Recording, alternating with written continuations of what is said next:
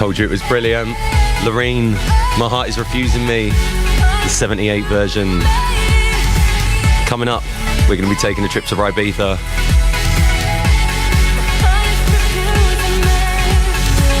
So good. But before all of that, as ever, this is Radio 2 on the BBC Sounds app, on your smart speaker, and on 88 to 91 FM. BBC News at 5 o'clock. This is Nikki Cardwell. Sir Keir Starmer says the Labour conference is the party's chance to set out the alternative to the government's casino economics.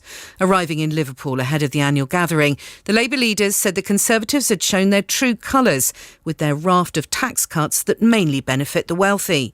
The Treasury says that yesterday's mini-budget provides tax cuts for everybody and will get the entire economy growing. Our political correspondent Ben Wright is in Liverpool. He says Labour has to face several big issues. Does it think that borrowing on this scale is a good idea or not? If it doesn't, what will it do in terms of taxes? The government has been quite clear it doesn't think a redistributive sort of approach to the public finances is what it should be doing. Labour clearly thinks that that is what government should be doing, but needs to start to flesh out in policy terms what it would do instead. A long queue of cars stretching for up to 19 miles has built up on Russia's border with Georgia as Russians try to avoid being called up to fight in Ukraine. Some people have been waiting for more than 26 hours to leave the country. 2 teenagers have been killed in a car crash in Nottinghamshire.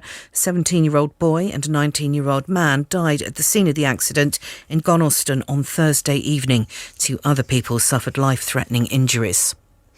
Police in Iran say they've arrested more than 700 protesters during anti-government demonstrations in which at least 35 people have been killed. Videos on social media show police directly shooting into the crowds. One of the demonstrators told the BBC what happened to him. One of the government's militia stopped me. I pushed the guy back and I tried to run, but very soon a second person and a third one arrived. They put me on the ground and tied my arms behind me and took me to their stationary point. Over 1 hour waiting and beating never stopped. Even one of them kicked in my left eye. 500,000 homes in eastern Canada are without electricity after being hit by a storm with winds of more than 90 miles per hour. Parts of Quebec, along with the provinces of Nova Scotia and Prince Edward Island, are the worst affected. The record for the highest attendance at a Women's Super League match has been broken at today's North London derby between Arsenal and Tottenham. 47,367 fans were at the Emirates Stadium. That's 9,000 more than the previous record.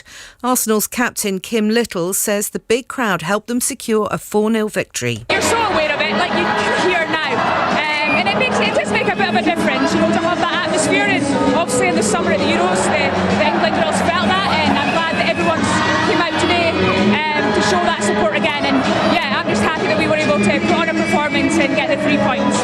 And the weather, most places will have a dry end to the day with some sunny spells. There'll be a few showers along the coast of southeast England, and cloud and drizzle will move into the northwest overnight. BBC News, it's 3 minutes past 5. Thank you, gorgeous Nikki Cardwell.